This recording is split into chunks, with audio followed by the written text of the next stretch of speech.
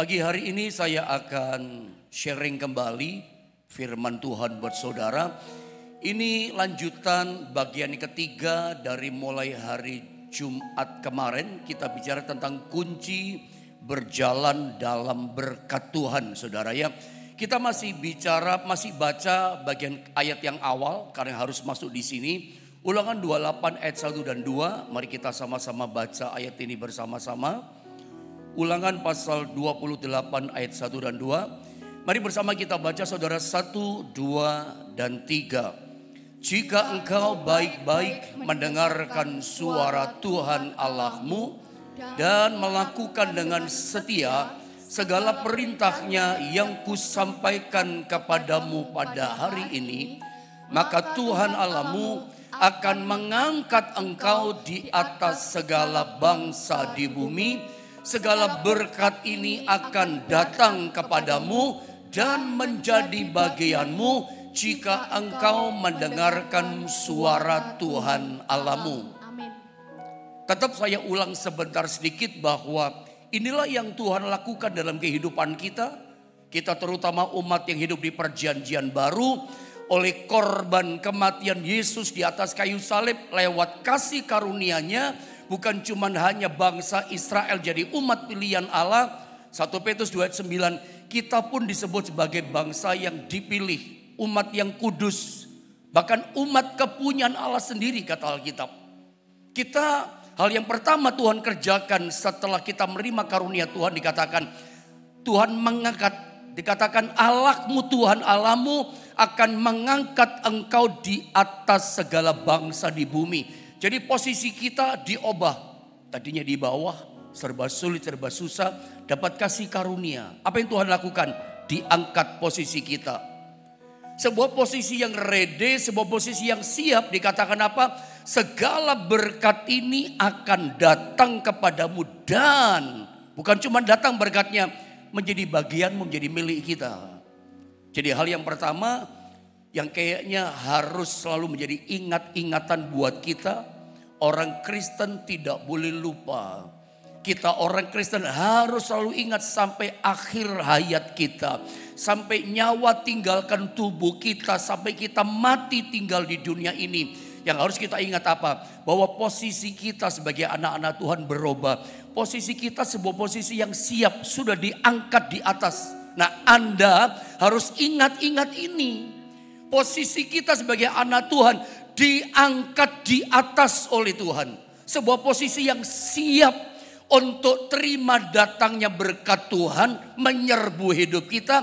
Dan berkat itu menjadi milik bagian kita. Dan kemarin kita sudah belajar dalam 2 hari ayat berkat yang datang kepada kita dari mulai ayat yang ketiga, ayat yang keempat, ayat kelima sampai ayat yang ke-12. Ada 7 atau 8 berkat yang sudah kita pelajari. Nah sekarang saya ajak saudara kembali lihat berkat yang berikutnya. Yang ke-8 barangkali ini ya.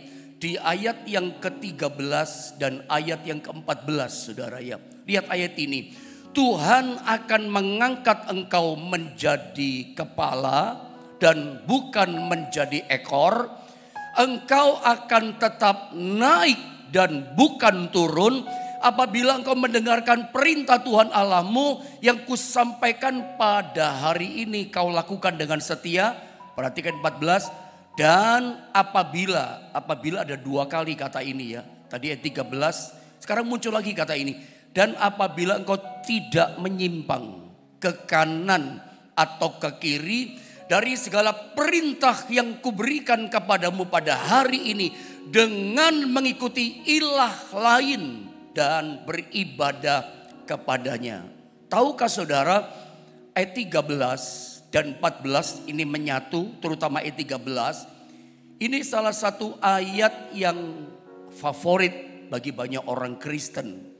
Ulangan 28 ayat 13, sesungguhnya ini ayat yang diidam-idamkan, dirindu-rindukan, diharapkan terjadi dalam kehidupan banyak orang Kristen. Didoakan, diimani, dipercayai bahwa apa yang dikatakan dalam Ulangan 28 ayat 13 itu terjadi dalam hidup kita sebagai anak Tuhan.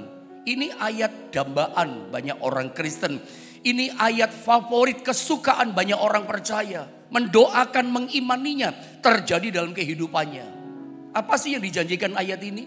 Perhatikan baik-baik. Tuhan dikatakan akan mengangkat. Posisi kita udah diangkat di atas. Mengangkat bagaimana? Engkau menjadi kepala dan bukan menjadi ekor. Ini berkat yang dahsyat, berkat yang luar biasa. Bahwa Alkitab katakan Tuhan itu mengangkat kita menjadi kepala dan bukan ekor. Tapi sayangnya banyak orang Kristen ketika baca ayat 13 ini, kalimat yang di awal. Itu ketika membacanya itu menelannya, menafsirkannya itu bulat-bulat secara hurufiah. Oh, kalau posisiku dapat kasih karunia Tuhan sudah diangkat di atas, Tuhan jadikan aku kepala. Mereka berpikir, oh kalau kita sungguh-sungguh sama Tuhan nanti jadi kepala bagian, kepala wilayah, kepala cabang, kepala apa lagi ya? Kepala departemen, pokoknya yang kepala-kepala begitu saudara ya. Banyak orang menelan bulat-bulat secara hurufiah. Wah kalau saya ikut Tuhan jadi Kristen, percaya Yesus juru selamat, darahnya ditumpahkan, ampuni dosaku, dapat kasih karunia. Tuhan akan angkat aku jadi kepala. Kepala yang tadi. Kepala di sini sesungguhnya bicara tentang pemimpin saudara ya. Leader atau leading, jadi pemimpin. Bukan menjadi ekor, bukan follower pengikut. Ini janji Tuhan buat kita. Tapi sebetulnya memang maknanya ganda. Makna jasmani boleh, artikan banyak orang alami. Tetapi lebih esensi Tuhan akan mengangkat kau menjadi kepala dan bukan ekor. Itu lebih kepada makna rohani sih penegasannya. Ini bicara tentang pemimpin. Ya, Tuhan itu desainnya sama kita itu jadi kepala dan bukan ekor. Desainnya Tuhan sama kita adalah jadi leader bukan follower pengikut. Pemimpin apa sih di sini saudara ya? Tujuan Tuhan panggil kita setelah kita percaya bukan hanya hidup kita diangkat dengan jabatan pemimpin tadi saudara ya. Tapi salah satu hal yang esensi rohani penegasannya adalah Tuhan mau desainnya Tuhan setelah kita dipanggil percaya kepada Dia. Bagian kita di sini yang menjadi tugasnya kita memimpin banyak orang itu datang kepada Tuhan. Jadi ini catat penting baik-baik. Setelah kita percaya ada satu berkat rohani dari Tuhan. Tuhan jadikan kita itu menjadi leader, para leader untuk apa? Memimpin banyak orang itu datang kepada Kristus sebagai kepala gereja. Mengarahkan, memimpin orang, membimbing orang kepada kesempurnaan di dalam Tuhan. Nah itu bagian kita. Dan memang sebagai orang percaya kita itu didesainnya jadi pemimpin, memimpin orang datang kepada Tuhan. Jadi kata kepala di sini sebetulnya bukan sekedar hanya sebatas bicara tentang posisi. Kata kepala di sini, pemimpin di sini bukan sekedar bicara tentang posisi atau jabatan, tapi kepala atau pemimpin di sini, leader atau leading di sini lebih berbicara penekanannya kepada fungsinya. Kita ini jadi pemimpin berfungsi enggak? Ada fungsinya enggak gitu. Karena ada pemimpin tapi enggak ada dampaknya, enggak ada fungsinya. Tuhan jadikan kita ditebus oleh darahnya, mendapat kasih karunia tanpa batas. Tujuan Tuhan begini desainnya, supaya kita bisa bawa orang, hidup kita punya dampak. Kekristenan kita yang posisinya diangkat oleh Tuhan, berfungsi bawa orang datang pada Tuhan, bawa orang kepada kesempurnaan bertumbuh ke arah Kristus. Jadi maksudnya kesimpulannya di bagian kalimat yang awal, kata pemimpin di sini, kata kepala, leader di sini, ini bukan sekedar bicara jabatan atau posisi, tapi bicara apa? Fungsinya, dampaknya ada atau tidak. Tentu jangan sampai kita sudah jadi Kristen puluhan tahun, cuman ngekor saja. Sudah waktunya kita memimpin orang, sudah waktunya kehidupan kekristenan kita berfungsi, berdampak, jadi terang. Ayo bangkit jadi terang. Menyalakan pelita terang Allah untuk memimpin orang-orang sekitar kita kepada kepala gereja kita yang sudah mengangkat kita, memberikan kita kasih karunia, mengarahkan orang bertumbuh ke arah Kristus. Tentu terutama leader-leader di sini adalah kepala-kepala keluarga. Dari mulai keluarga kita dulu kayak Nabi Nuh, bawa seisi rumah dulu, berdampak pada seisi rumah, berfungsi pada seisi rumah, memimpin seisi rumah kita bertumbuh ke arah Kristus makin sempurna. Jadi kesimpulan kalimat yang awal, panggilan Tuhan kepada kita adalah leader, pemimpin, bukan pengikut. Jadi kalau kita cuma ikut-ikutan istilah, mungkin istilah peribahasa kali di bahasa Jawa, rubuh-rubuh gedang. Atau seperti bambu yang ditiup angin. Kalau anginnya ke kanan, dia belok ke kanan. Kalau ke kiri, ikut ke kiri. Ikut-ikutan. Cuman jadi follower pengikut. Sekarang Anda mesti bangkit. Siapapun kita orang Kristen. Siapapun Anda, apapun status sosialmu, profesimu. Panggilan Tuhan buat kita. Bagi orang-orang yang sudah menerima kasih karunia Tuhan.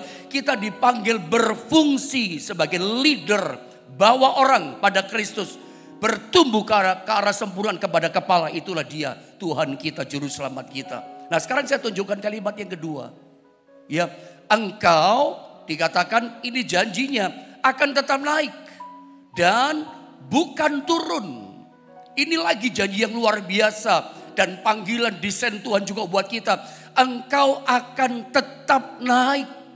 Kata tetap naik berarti progres. Saya pelan-pelan di sini ya. Temukan kata-kata ini, tangkap dengan baik. Ini janji Tuhan kepada kita. Setelah kita posisinya diangkat, dapat kasih karunia sama Tuhan. Posisi yang siap menerima aliran segala berkat, bahkan urapan Tuhan dalam hidup kita. Dikatakan engkau akan tetap naik. Kata tetap naik berarti progres, tambah naik. Tetap naik. Jadi menurut saya kekristenan, sebelum saya bicara hal yang jasmani, rohani dulu yang penting. Kata tetap naik, saya yakin, saya percaya dengan yang saya katakan, yang saya ajarkan kepada saudara, bahwa kata tetap naik yang dikatakan firman Allah di sini, itu artinya seharusnya rohani kita itu tidak cukup hanya stabil saja. Kita tidak boleh puas. Rohani kita hanya stabil saja, flat saja. Stabil kan flat kan. Kata rohani yang stabil, Alkitab katakan kamu harus tetap naik. Engkau akan tetap naik. Tetap naik berarti tambah hari tambah naik. Tambah hari tambah naik. Alias progres iman kita. Percaya kita progres. Kehidupan rohani kita tambah naik. Tetap naik berarti tambah hari tambah naik, progres.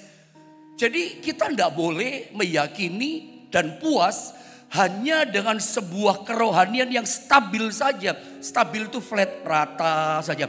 Stabil menurut saya itu kemunduran. Stagnan tepatnya, stabil kok. Rohani yang stabil itu stagnasi.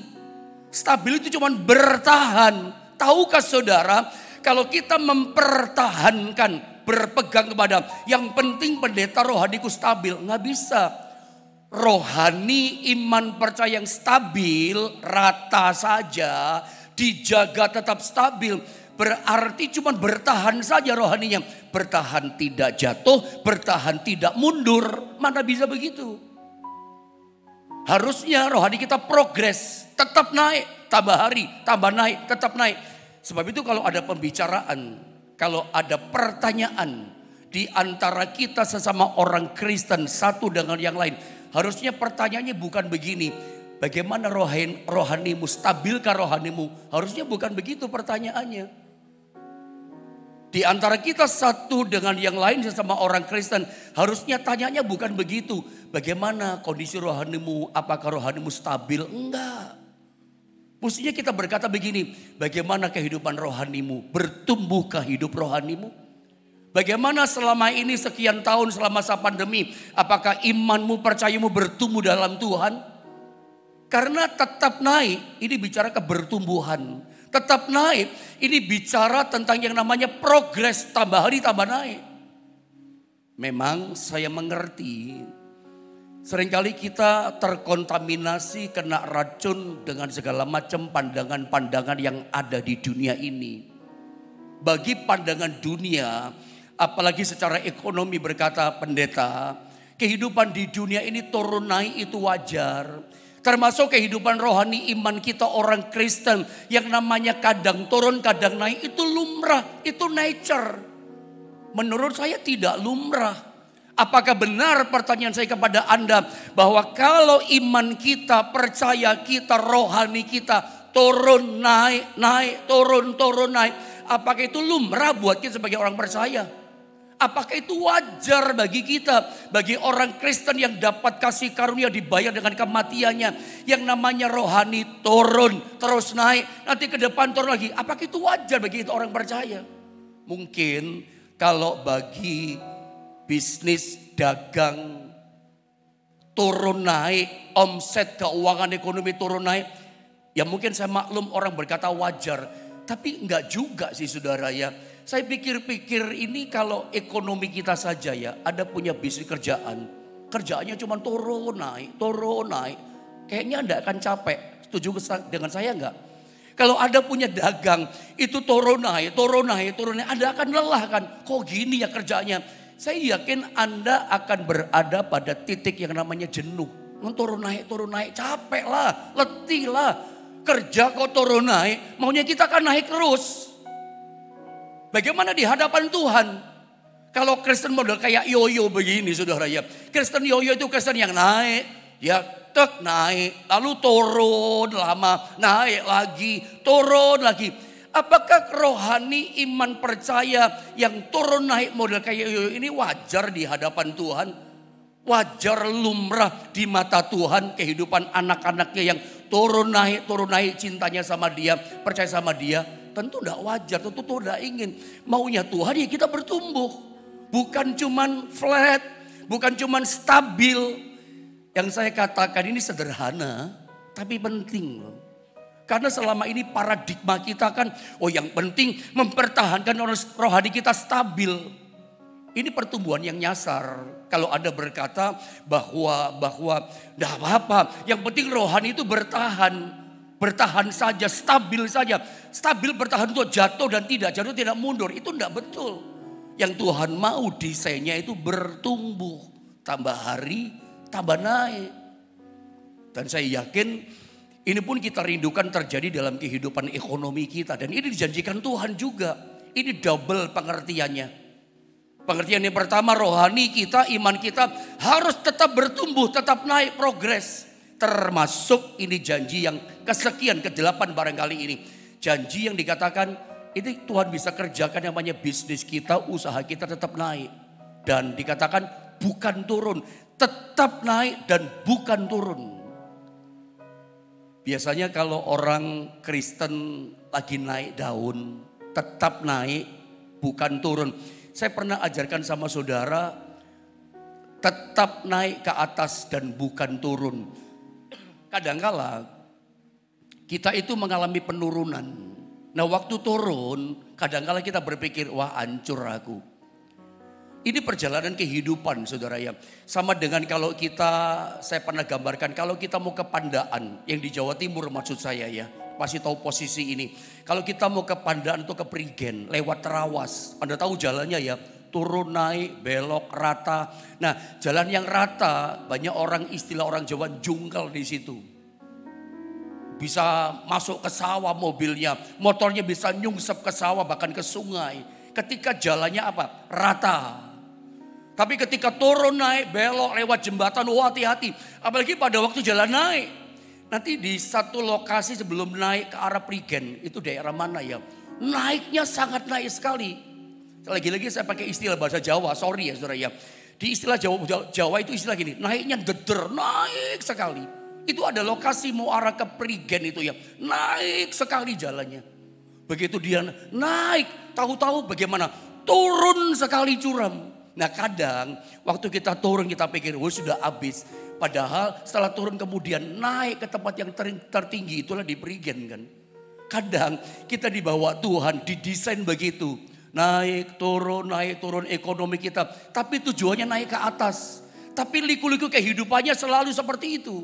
Nah persoalannya kadangkala dalam keseharian kita, ketika Tuhan bawa ekonomi kita, kerjaan kita, dagang kita, yang mulai dari merintis bisnis, usaha, saudara profesi yang ketekuni, mulai dari bawah, itu Tuhan bawa naik daun. Suka norak kita waktu naik. Betul apa tidak? Ada pernah gak punya pengalaman driver setir mobil? Dan itu ternyata pengalaman Anda pertama. Naik mobil, setir mobil, jalannya naik. Apa yang terjadi? Tidak biasa. Kalau Anda sudah biasa driver mobil belok-belok, turun naik, wah wajar. Kita biasa aja. Yang di belakang kita pun tenang-tenang saja. Karena udah tahu drivernya jago. Tapi ketika kita masih baru pertama kali, driver yang jalannya naik sekali curam, deder naiknya. Apa yang terjadi? Konsentrasi penuh kita lagi naik di situ. Fokus pada yang naik tadi. Sampai kita lupa ada istri di samping kita. Ngomong, gak usah ngomong. Sampai ada anak di belakang, kita juga lupa. Tahukah saudara, saya cuma kasih gambaran. Kadang banyak kita orang Kristen, ketika Tuhan desain kita, Tuhan bawa kehidupan kita, keluarga kita, kerjaan kita, profesi kita, keuangan kita, dibawa naik daun sama Tuhan. Kita suka norak kan. Begitu naik, kita lupa semuanya. Konsentrasi, habis-habisan dinaik situ. Sampai kita lupa sama ibadah, lupa sama pelayanan. Fokus norak kan, sampai lupa ibadah. Padahal dulu waktu masih merintis, oh minta Tuhan berkati. Usahaku omsetnya tambah naik, dibikin naik norak. Lupa sama Tuhan, lupa sama ibadah. Pelayan pun dia lupa. Nanti istri dia lupa, anak dia lupa. Oh udah lupa daratan, dia keluar terus sampai lupa pulang. Udah bikin dosa di luar, suka norak. Bahkan seringkali ada orang yang pertama kali awal naik daun. Dia berkata apa? Ngomongnya pun norak ngomongnya. Sekarang saya gak suka nasi pecel lagi. Ini kalau di Jawa Timur saudara ya. Karena saya orang Jombang sih, ngomongnya ya Jawa Timur. Saya mulai sekarang gak suka nasi rawon. Norak ngomongnya. Saya makannya steak sekarang. Orang ketawa dalam hati kan. Norak kan ngomongnya. Saya pernah penerbangan dari Jakarta malam. Flight malam. Sore jam 6. Ke Surabaya. Ada urusan sinode waktu itu. Di sebelah saya anak kecil, sendirian. Di sebelah saya ada bapaknya. Saya dengar anak ini ngomong begini, Papa kok tidak ada pesawat salipan ya Pak? Norak kan saudara ya. Dari omongannya saya tahu, oh anak ini baru pertama kali diajak papanya naik pesawat. Makanya ngomongnya norak. Ya memang selama ini tidak ada pesawat di atas salip-salipan balapan. Sambil pilotnya dada tangan, halo guys apa kabar? Gak ada saudara ya. Memang tapi orang kelihatan dari omongnya norak. Orang seringkali kalau pertama kali naik daun, naik kerjanya norak hidupnya. Lupa Tuhan, lupa ibadah, bisa lupa teman. Jangan sampai lupa juga sama orang tua. Lupa istri, lupa anak, itu namanya lupa daratan. Jadi norak kita. Hobinya juga norak, kenceng belanjanya. Gesek terus kartu kreditnya saudara. Hobinya kenceng. Tapi ada tahu begitu dia tiba-tiba turun saudara. Apa yang terjadi? Kaget. Baru naik tiba-tiba turun. Kaget. Ngerem mendadak. Samalah dengan kehidupan kita hari-hari. Kalau lagi turun kan rem mendadak kan. Hobi belanjanya kenceng dipangkas semuanya. Direm semuanya. Iya kan? Sekarang mulai ngerti mana kebutuhan, mana yang penting, mana yang hobi. Mana yang cuman hanya untuk kesenangan, mana ini yang penting. Semuanya dipangkas, mulai ngerti. Bahkan seringkali ketika kita lagi turun, kita lihat di sebelah kita ada orang lagi naik sama keluarganya. Naik ekonominya. Kita mulai berpikir dalam hati kita, orang itu gak setia, hidupnya gak bener, kok lancar kerjaannya. Kita lagi turun, perasaan kita negatif. Ketika lihat kita turun, lihat orang naik, kok sehat ya dia, kok enak hidupnya, kok omsetnya dia lebih besar dari saya, kok bagus, kok lancar ya rezekinya banyak, jobnya banyak, kok enak dia. Kita mulai berkata kok dia enak, padahal kita nggak tahu. Anda nggak ngerti padahal dia naik, ternyata dia turun kemudian nggak bisa bangkit lagi. Itu dunia, nggak usah iri hati. Lihat orang naik. Tapi kalau dia nggak setia sama Tuhan, dia turun nggak pernah bangkit lagi loh. Sedangkan tadi ternyata kita didesain sama Tuhan, kita naik di bawah turun, tujuannya naik ke atas tetap. Jadi kalau hari ini ada sedang mengalami penurunan kesehatan, saya lagi turun Pak. Ekonomi kerjaan saya lagi turun Pak. Percaya rencana Allah, pegang iman ini. Ini dijanjikan Tuhan berkat yang kesekian ini buat kita. Posisi kita udah di atas kok. Sekalipun ngalami turun tapi tujuan Tuhan dibawa naik ke atas. Engkau akan tetap naik dan bukan turun. Kalau dalam realita hidup ini jalannya lagi turun. Tapi tujuannya tetap dibawa naik ke atas. Karena itu adalah posisinya kita. Jadi Anda mesti nangkap ini. Tetapi untuk ngalami kehidupan yang meskipun turun tapi bisa naik ke atas ya. Jadi tidak usah mengeluh, tapi ada syaratnya. Diselamatkan gratis. Percaya pada Yesus gratis. Posisi kita diubah naik ke atas gratis, tidak bayar. Tapi untuk mengalami berkat yang tetap naik ini, naik ke atas tetap, itu ada harga bayarnya. Ada syaratnya yang ditetapkan oleh Tuhan. Apa syaratnya? Saya baca ulang dari ayat 13, perhatikan ulangan 28. Perhatikan baik-baik. Ada harga bayar syarat yang ditetapkan. Tuhan akan mengangkat engkau menjadi kepala dan bukan menjadi ekor.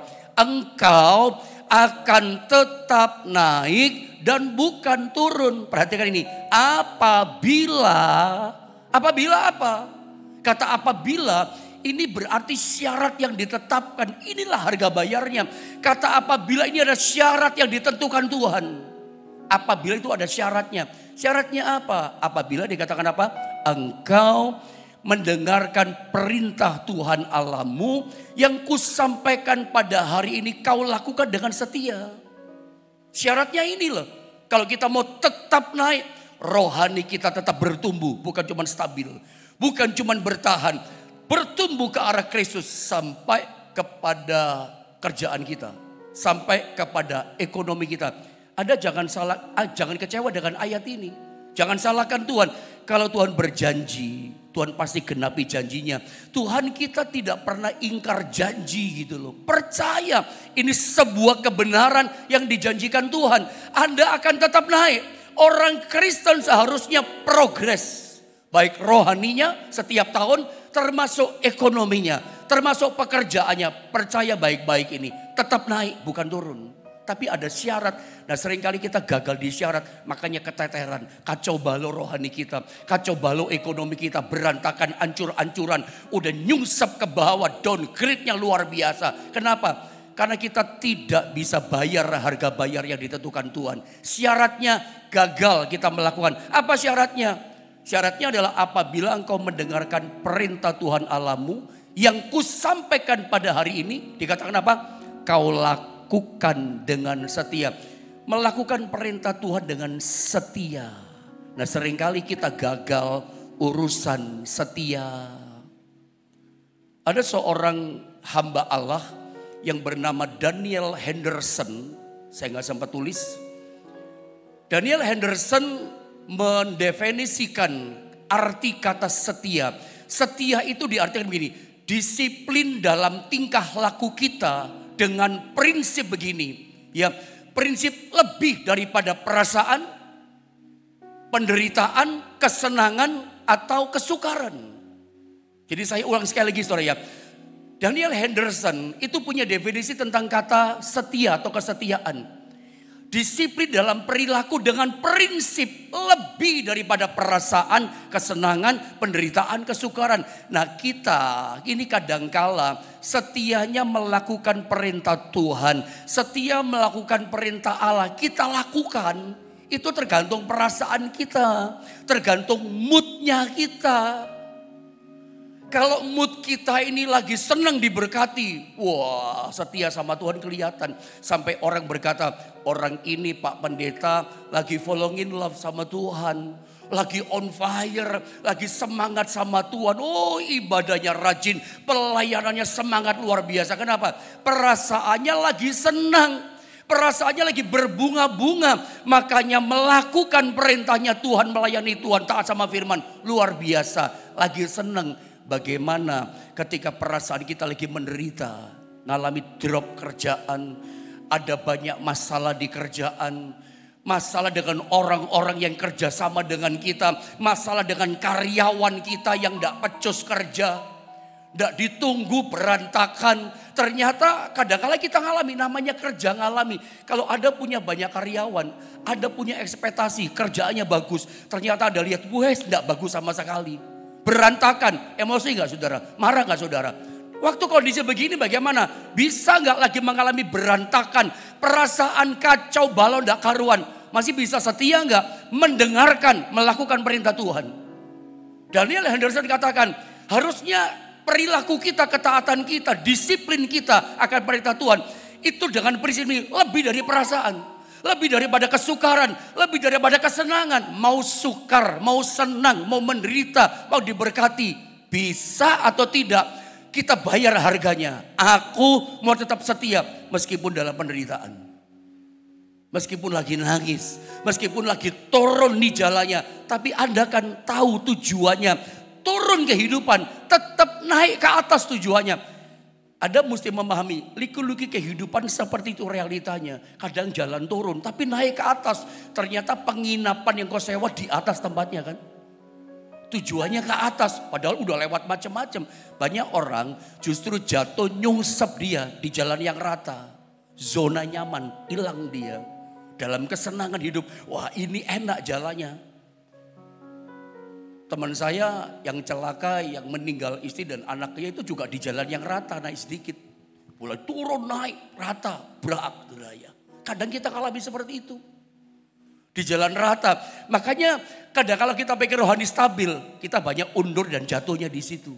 Jadi ada syarat harga bayarnya, melakukan mendengar perintah Tuhan dengan setia. Setia atau tidak kita. Bahkan di bawahnya begini. Dan apabila kau tidak menyimpang, tidak boleh menyimpang ke kanan atau ke kiri dari segala perintahnya yang kuberikan kepadamu pada hari ini dengan mengikuti ilah lain dan beribadah kepadanya. Tidak boleh menyimpang, tetap lurus pada rule perintahnya Tuhan. Apa yang diperintahkan Tuhan, lakukan dengan setia. Apapun kita hadapi, kelihatannya turun, tetap dibawa naik ke atas. Ini berkat Tuhan buat kita. Jadi yang lagi turun kesehatannya, turun berkatnya, gak usah khawatir. Kalau tetap setia lakukan dengar perintah Tuhan, tetap pasti naik ke atas. Ujungnya akan Anda lihat, luar biasa Tuhan. Ya, ini kebenaran. Kita suka gagal tapi di mana? Gak setia. Angot-angotan kata orang di sana. Ya, kadang setia, kadang kita berpikir udah maju progres, maju 6 langkah. Nggak tahunya ke depannya mundur 5 langkah. Berikutnya mundur 3 langkah. Berikutnya mundur 2 langkah. Tapi kita pikir udah maju pertama tok 6 langkah. Kemudian mundur 1, 2, 3, 4, 5. Mundur lagi 1, 2, 3, mundur. Nggak setia. Ketika kita kacau seringkali turun. Belajar tetap setia sama Tuhan. Nah, saya mau tunjukkan singkatnya saja, ikhtisar saja begini. Perbandingan diagramnya. Ulangan 28 1-14 saya sampaikan di jemaat pernah ini. Ini bicara berkat. Ada 8 berkat tadi ya. Nah mulai masuk ayat 15-68 ini bicara kutuk. Selama kita taat setia lakukan perintah Tuhan, berkat 1 sampai terakhir tadi itu jadi bagian kita. Tapi begitu kita gak dengar-dengaran sama perintah Tuhan. Ayat 15-68 kutuk yang datang. Anda pilih yang mana? Saya kasih contoh ayatnya ya. Sabar dengan waktu yang ada ya. Ayat 15 coba Anda lihat. Ayat 15. Saya tidak sempat terangkan sama jemaat tentang ayat ini. Tetapi jika engkau tidak mendengarkan suara Tuhan Allahmu. Tidak setia kan? Dan tidak melakukannya dengan setia. Nah itu segala perintah dan ketetapannya yang kusampaikan kepadamu pada hari ini. Maka apa? Segala kutuk ini akan datang kepadamu dan mencapai engkau. Kenapa kutuk datang? Kesukaran datang, kesulitan datang. Tidak bangkit-bangkit kita. Tidak setia melakukan kebenaran perintah Tuhan. Yang datang bukan berkat. Kita yang buka pintu lebar-lebar. Kesulitan masuk, kesukaran masuk, kutuk datang. Tidak ada pagernya. Ternyata pagar perisai menjaga kita apa? Lakukan perintah Tuhan. Dengar-dengar dengan setia. Itu pagar yang rapat. Masuk kutuk karena gak setia mendengarkan perintah Tuhan. Lihat apa yang pertama kutuknya. Ayat 16. Terkutuklah engkau di kota, terkutuklah engkau di ladang. Padahal janji berkat kalau kita setia bagaimana? Diberkati dimanapun kita berada, apapun kita kerjakan diberkati. Berkat bukan karena pekerjaannya, bukan karena kota di mana kita ada. Berkat ada di atas kita, berkat di dalam kita. Tapi ini nggak ada, berubah jadi kutuk. Kenapa? Nggak melakukan. Turun ayat 16, 17 ya. Terkutuklah bakulmu dan tempat adonanmu. Janda Sarfat dipelihara, ada habis-habis, ada penyediaan. Tapi hilang itu berkat. Dan seterusnya kepanjangan. Saya selesaikan saja di sini ya. Saya tunjukkan ayat yang terakhir. Kutuk dari segala kutuk yang tertinggi. Lihat 68, kepanjangan saya terangkan. 68 dikatakan begini. Tuhan akan membawa engkau kembali ke Mesir. Ini kutuk yang paling dahsyat, yang tertinggi kutuk segala kutuk. Kembali ke Mesir dengan kapal melalui jalan yang telah kukatakan kepadamu. Engkau tidak akan melihatnya lagi dan di sana kamu akan menawarkan diri kepada musuhmu. Ini kutuk yang hebat. Sebagai budak lelaki, budak perempuan, tetapi tidak ada pembeli. Kita tawarkan diri kita pada musuh, dagangan kita, produk kita. Tidak ada yang mau beli, dijual murah, tidak ada yang beli. Dijual gratis, tidak ada yang mau beli, bayangin. Ini kutuk luar biasa. Semua produk kita jual, tidak ada. Tenaga kita pun sudah deh, aku kerja gratis gak dibayar, ikut saja. Yang penting gini gitu, cuancia gitu istilahnya. Tetap tidak ada orang mau beli tenaga kita. Ini kutuk yang luar biasa. Sampai makan pun tidak bisa, kayak nanti hilang ini nanti lama-lama. Menderita luar biasa. Dan ada yang menarik, peringatan buat kita. Tuhan akan membawa engkau kembali ke Mesir. Ada satu cerita dalam Kejadian 26 ayat 1 sampai 3. Gak usah dibaca ya. Satu kali Ishak masa kelaparan mau ke Mesir. Tuhan katakan jangan, tetap di Gerar. Aku berkati kamu di sini. Jangan ke Mesir. Kenapa tidak boleh kembali ke Mesir? Sementara ketika kutuk yang terakhir, puncaknya kutuk, justru dibawa kembali ke Mesir. Ini kan kebalikan, muter, U-turn begitu. Tuhan sebetulnya rencananya bukan di Mesir. Tahu Mesir? Mesir itu selalu bicara the land of not enough. Tidak cukup terus. Kurang terus. Rencana Tuhan bukan di Mesir. Bukan juga di padang gurun. The land of just enough. Ya, kalau ini kurang, tidak cukup semuanya pada gurun, lebih sukar lagi. Kalau kita bicara yang tanah Kanaan, itu tanah kelimpahan, tidak pernah kurang, kelebihan kita dapatkan. Makanya Tuhan mau belajar, ajar kita lewat ayat ini. Jangan kembali ke Mesir, berkata kepada Ishak. Tetapi ketika kutuk datang, malah dibawa ke Mesir dengan kapal. Mesir bicara apa? Saya pernah sampaikan, Mesir itu dari kata Misraim. Apa artinya? Double stres yang berkelebihan. Orang Israel ketika di tanah perbudakan di tanah Mesir, the land of not enough, tidak cukup terus, dicatu, pas-pasan semuanya. Apa yang terjadi di tanah Mesir? Mereka stres, teriak-teriak, Tuhan tolong. Kita tidak boleh kembali ke Mesir. Tuhan larang Ishak jangan kembali ke Mesir. Jangan kembali lagi sebagai anak Tuhan. Model ngomongnya gini, Pak. Nanti kalau saya dimutasi di kota A bagaimana Pak? Itu ngomongan orang Mesir loh, enggak boleh loh. Nah Pak, nanti kalau saya pensiun enggak kerja lagi, masa depan keluarga saya bagaimana Pak? Nanti kebutuhan hari-hari bagaimana Pak? Nanti hidup anak saya bagaimana Pak? Itu omongan orang Mesir. Itu adalah perkataan orang per orang, satu persatu di tanah Mesir. Double stress, Misraim. Ada gak boleh model Misraim begini, stres berkelebihan. Belum di pensiun ada udah takut. Nanti kerjaan bagaimana kalau dipindah takut, itu model Mesir. Percaya begini, Tuhan pelihara kita. Ada berkat Tuhan, posisimu udah di atas, jangan kembali ke Mesir. Imanmu jangan kembali ke Mesir, nanti kurang, nanti tidak cukup, itu Mesir. Nanti kalau gagal bagaimana, itu Mesir, hilangkan di hidupmu. Ada berkat di atas kepala orang benar. Ada berkat dalam hidupmu. Saya ada perpanjang firman Allah. Tapi intinya Anda mesti tangkap. Jangan kembali ke Mesir loh. Orang yang gak taat, gak nurut perintah Tuhan, berontak sama Tuhan, justru dibawa kapal kembali ke Mesir. Dia akan ngalami apa? Sukar, sulit, gak cukup, semua gak cukup. Nah kalau kita orang percaya udah diobah di atas posisinya ngomong begitu kan, berarti kita Mesir dong, kembali ke Misraim. Kita percaya hari ini Tuhan tolong kita mampukan kita untuk taat dengar-dengaran akan perintahnya Tuhan. Mari kita sama-sama berdoa. Bila kau yang membuka